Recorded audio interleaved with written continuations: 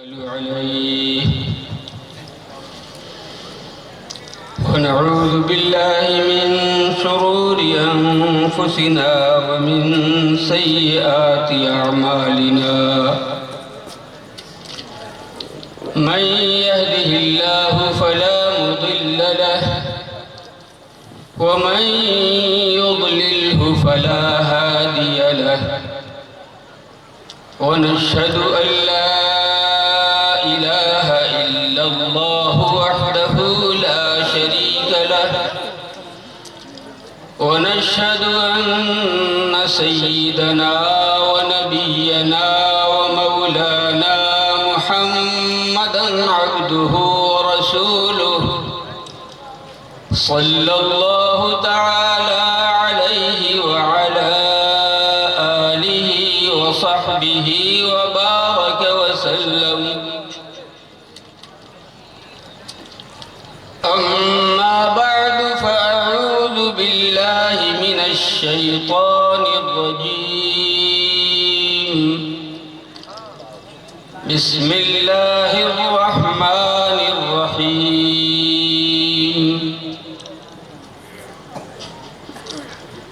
ألف لام ميم ذلك الكتاب لا ريب فيه هدى للمتقين.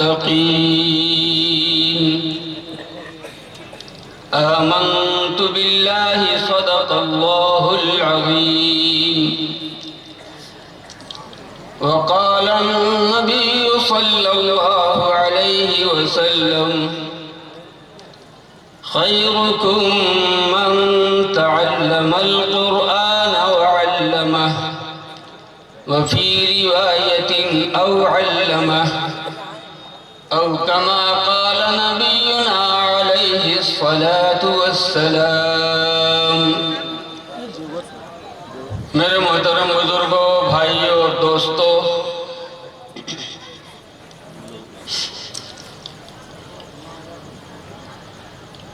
ये जलसा इस लिहाज से बेइंतहा कीमती है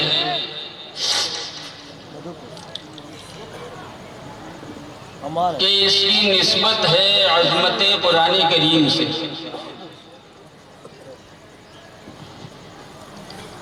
और मैं अर्ज करता हूँ कि अगर चीज़ें बेकीमत भी हों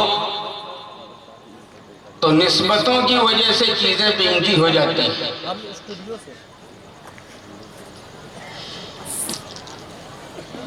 आप ज़रा याद कीजिए 20-25 साल पहले का वो वाक़या। हिंदुस्तान का एक रहनुमा है, उसकी कुछ मामूली चीजें हैं, बाजार में ले जाके अगर किसी दुकानदार के आगे पेश करो तो शायद चंद रुपए देने को तैयार ना हो। शायद आप नहीं समझ रहे हैं।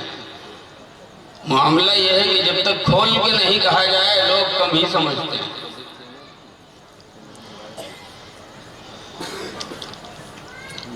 मिस्टर मोहनदास करमचंद गांधी, उसकी एक छड़ी है और एक मामूली सा चश्मा है। इस छड़ी को ले जाओ,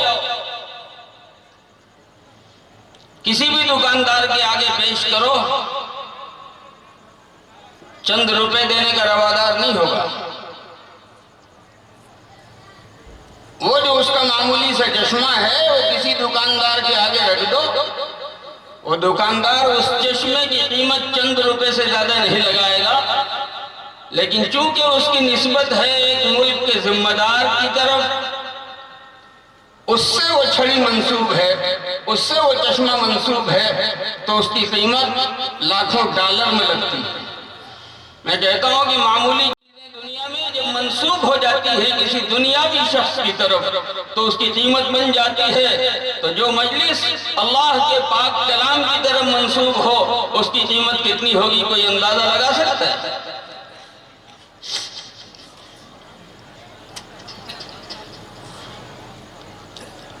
उलमाए किराम बैठे हुए हैं, पूरी जिम्मेदारी के साथ अर्ज करता हूं कि अगर अल्लाह तक पहुंचना है,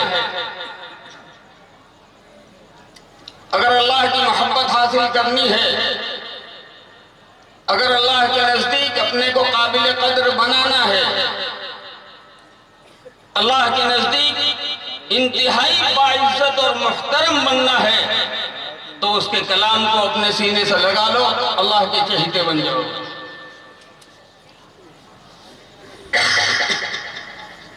एक मिसाल देता हूं, बात अच्छी तरह समझ में आई।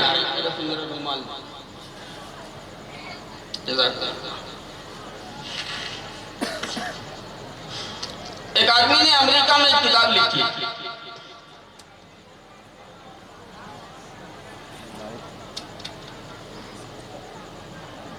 अमेरिका में किताब लिखी है। वो किताब बड़ी मुफीद समझ में आई, जानदार समझ में आई, उसमें बड़ी कीमती बातें हैं। वो किताब होती हुई आपके इस गांव में पहुंच गई। देखा उस किताब को बहुत से लोगों ने, लेकिन ये मौलाना अब्दुल लतीफ साहब हैं, एक एक चीज को अपने चश्मे से देखते हैं। उन्होंने इस किताब को जब देखा तो उन्हें लगा कि इस किताब में तो बड़ी कीमती चीजें मौजूद हैं। अब उठ रहे हैं तो उसी किताब का हवाला, बैठ रहे हैं तो उसी किताब का हवाला, लोगों के साथ गुफ्तगू करते हैं, मजलिस में होते हैं, पंचायत में होते हैं, और कहीं कोई मामला आता है तो ले दे के उसी किताब का हवाला देते हैं। लोगों ने तो समझ लिया कि इनकी खोपड़ी खराब है।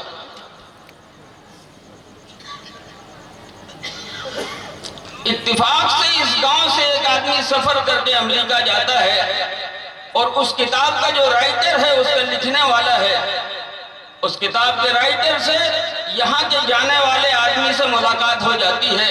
और जब ये जान लेते हैं कि वही इस किताब का लिखने वाला है, तो ये कहते हैं, अरे भाई आपने कैसी किताब लिखी है, हमारे यहाँ तो आपके अब्दुल लतीफ साहब आपकी किताब के दीवाने हैं, उठते बैठते आप ही की किताब का नाम लेते हैं, उठते बैठते आप ही की किताब का कोटेशन पेश करते हैं, उठते बैठते आप ही की किताब का हवाला देते हैं। मैं पूरे मजमे से पूरी जिम्मेदारी के साथ सवाल करना चाहता हूँ कि यहाँ का आदमी जब अमेरिका के उस किताब के राइटर के पास मौलाना अब्दुल लतीफ साहब का हवाला देगा, तो किताब का लिखने वाला, जबकि दोनों में से किसी ने एक दूसरे को नहीं देखा है, किताब का लिखने वाला गायबाना मौलाना अब्दुल लतीफ से मोहब्बत करने लगेगा कि नहीं करने लगेगा?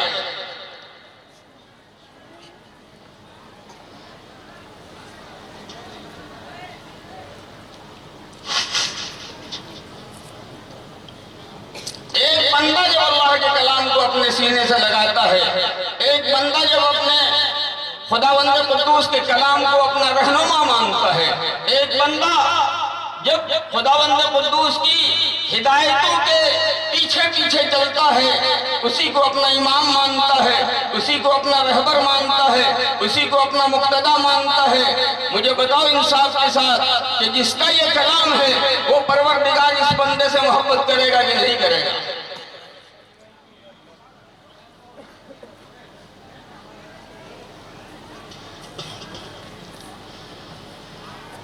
लेकिन यहां पर एक बात और भी है,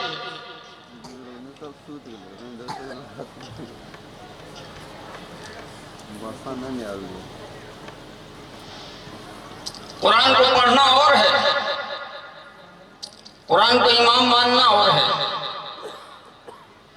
कुरान की एक खासियत है, कुरान को इमाम मानोगे और उसके पीछे आंख बंद करके चलोगे, आंख बंद करके चलोगे, तो कुरान धीरे धीरे आपको बुलंदी की तरफ ले जाना शुरू करेगा, और इतना बुलंद करेगा, इतना बुलंद करेगा कि दुनिया में आपकी बुलंदी को कोई छू नहीं पाएगा। लेकिन खुदा न करे जो हमारा और आपका और पूरे हिंदुस्तानी मुसलमानों का, बल्कि पूरी दुनिया के मुसलमानों का हाल हो रहा है कि कुरान हमारे घरों में है, लेकिन हम कुरान को मुक्तदा नहीं मानते, कुरान को मुक्तदी मानते।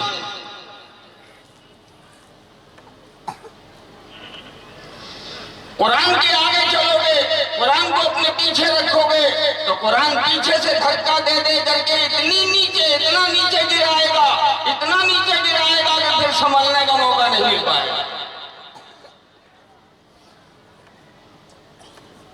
और ये बात मैं नहीं कर रहा,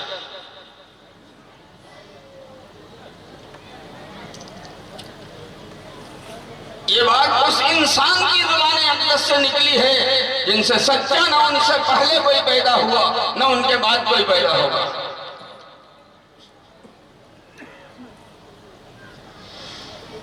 हुज़ूर अक़दस जनाब मोहम्मद रसूलुल्लाह सल्लल्लाहु अलैहि वसल्लम इरशाद फरमाते हैं, इन्नल्लाह यरफ़उ बिहाज़ल किताबि अक़वामा व यज़उ बिही आख़रीन। यही किताब है जिसके जरिए अल्लाह पाक किसी का मर्तबा ऊंचा करता है और किसी को नीचे गिराता है।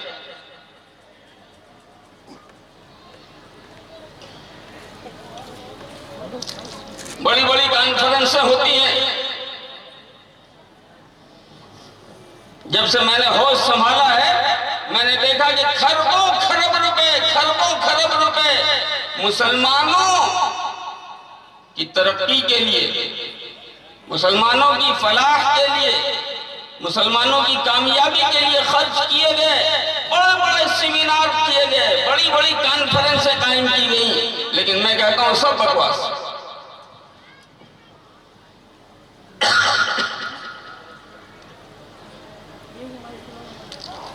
लोग कहते हैं मुसलमानों के पास डिग्री नहीं इसलिए मुसलमान पीछे, लोग कहते हैं मुसलमानों के पास पैसा नहीं इसलिए मुसलमान पीछे, लोग कहते हैं मुसलमानों के पास एजुकेशन नहीं इसलिए मुसलमान पीछे, लोग कहते हैं मुसलमानों के पास टेक्नोलॉजी नहीं इसलिए मुसलमान पीछे, लोग कहते हैं मुसलमानों के पास अपना कोई बिजनेस सेंटर नहीं इसलिए मुसलमान पीछे, लोग कहते हैं मुसलमानों के पास मीडिया की अपनी कुव्वत नहीं इसलिए मुसलमान पीछे।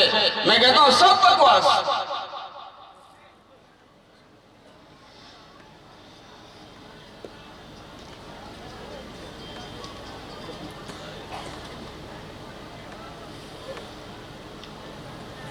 और देखो दिखाता हूं,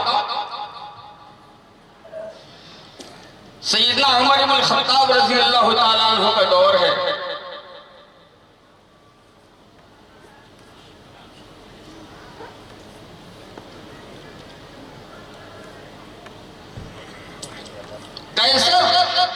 सैकड़ों मील दूर पर है लेकिन उमर के नाम से कांप रहा है।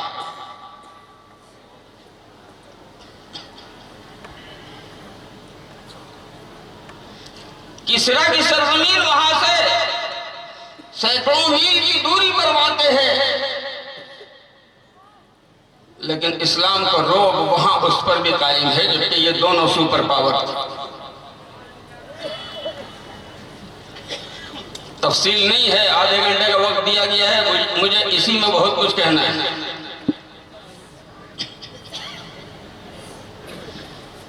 मैं सिर्फ एक बात पूछना चाहता हूं, कोई बता दे मुझे, बड़े से बड़ा स्कॉलर बताए, बड़े से बड़ा हिस्ट्री का प्रोफेसर बताए, बड़े से बड़ा डिग्री होल्डर बताए मुझे कि उस दौर में मुसलमानों के पास कौन सी टेक्नोलॉजी आई थी, उस दौर में मुसलमानों ने कितना कैपिटल जमा किया था, उस दौर में मुसलमानों के पास कितना बिजनेस सेंटर था, उस दौर में मुसलमानों के पास कितनी यूनिवर्सिटियां थी, उस दौर में मुसलमानों के पास कितनी डिग्रियां थी, कुछ भी नहीं था।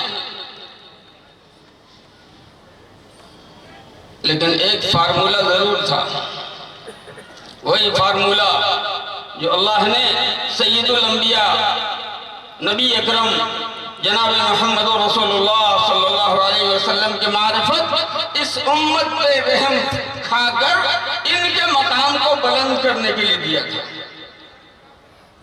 और वो फार्मूला था कुरान का। वो फार्मूला कुरान का था। कुरान उतरा, पहले तो लोगों ने मानने ही से इनकार किया, हम नहीं मानते, लेकिन जब माना तो ऐसा माना कि पूरी दुनिया क़यामत तक आने वाली नस्ल उनकी तरह मानने की मिसाल पेश नहीं कर सकती। अपनी जो इंतहाई पसंदीदा चीज थी, कुरान ने कहा छोड़ दो, उन्होंने छोड़ दिया। जो चीजें उनको पसंद नहीं थी, कुरान ने कहा पकड़ लो, उन्होंने पकड़ लिया। आंख बंद करके कुरान को अपना रहनुमा माना, तो कुरान ने भी उनको ऐसा इनाम दिया कि ऊंटों के चरवाहों को बादशाहों के सरों पे बैठा दिया।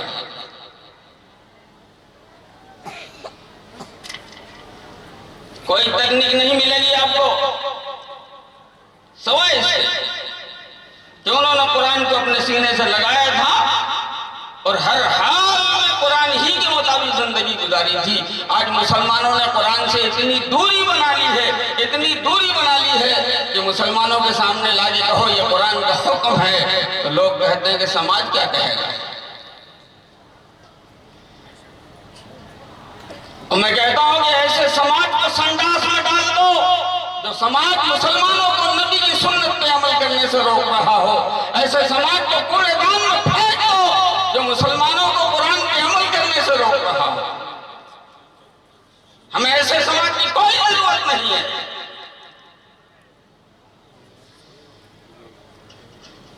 आज ज़हन बदल गया, मिजाज बदल गया, तरीका बदल गया।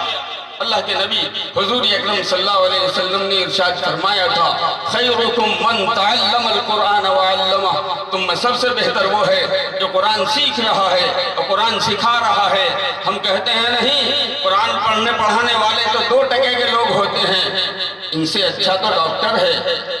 कुरान जिसके सीने में कुरान है उससे अच्छा तो इंजीनियर है, जिसके सीने में कुरान है उससे अच्छा तो प्रोफेसर है, जिसके सीने में कुरान है उससे अच्छा तो वकील है, क्योंकि वो सब नोट छापने की मशीन है।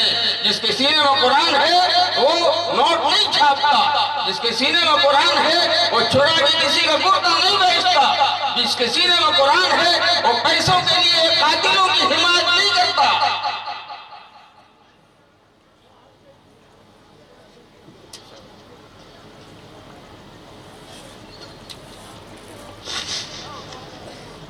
मुझे अर्ज करने दो,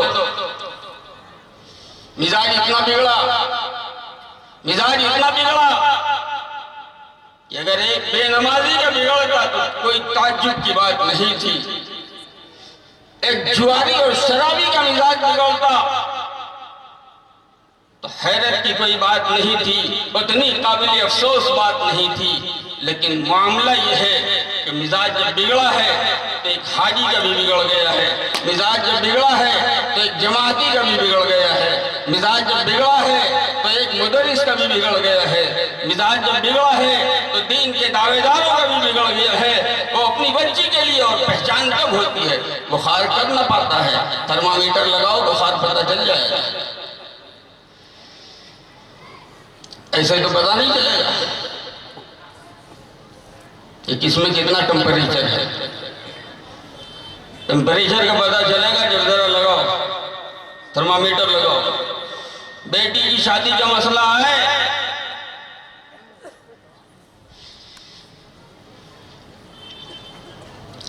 हाजी साहब से पूछोगे हाजी साहब अपनी बेटी के लिए कैसा ढूंढोगे, क्या कोई डॉक्टर मिल जाए भले भी नमाजी हो, कोई ढेर कमाने वाला मिल जाए, कोई सर्विस होल्डर मिल जाए। यानी दूसरे लफ्जों में कहना चाहते हो कि अल्लाह मियाँ ने इतना दिन रोजी दी लोगों की, क्या पता आइंदा अल्लाह की हुकूमत रहे कि न रहे, इसलिए डॉक्टर ये ठेकेदार है, ये खिलाएगा मेरे बच्चे को।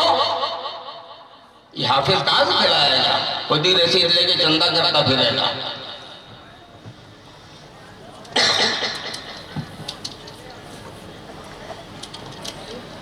ये कहां से खिलाएगा? यकीन बिगड़ा है तुम्हारा, और यकीन बिगड़ा है, कुरान से दूरी बनाई है, तो मैं बड़े साफ लफ्जों में कहता हूं कि जूते खाने के लिए भी तैयार रहो।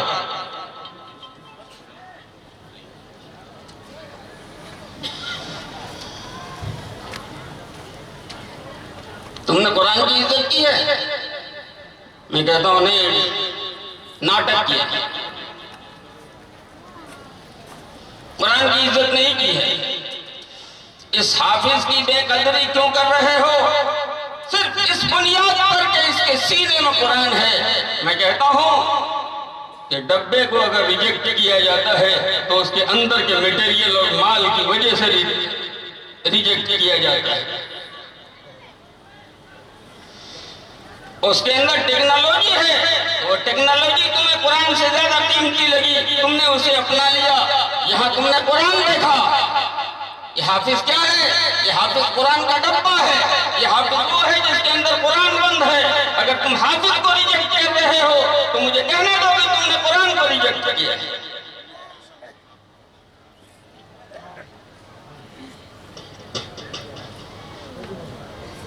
घड़ी भी देखने दो भाई। मौलाना हबीब रहमान साहब तो बस इधर से बस होने ही वाला है। आखिरी बात कह के रुखसत होता हूँ।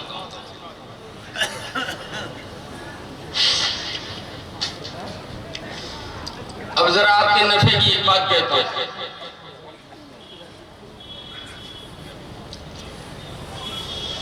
सूरह फातिहा पढ़ते हो, वहां अल्हम्दुलिल्लाहि रब्बिल आलमीन अर्रहमानिर रहीम और तीसरी आयत है मालिकी यौमिद्दीन। क़यामत के दिन का मालिक है, क़यामत के दिन का मालिक है। गौर करके देखना, हाकिम में और मालिक में फर्क होता है। हाकिम में और मालिक में फर्क होता है। सुप्रीम कोर्ट में एक केस दायर हो, केस लड़ते रहो दोनों तरफ से, अपने गवाह, अपनी दलील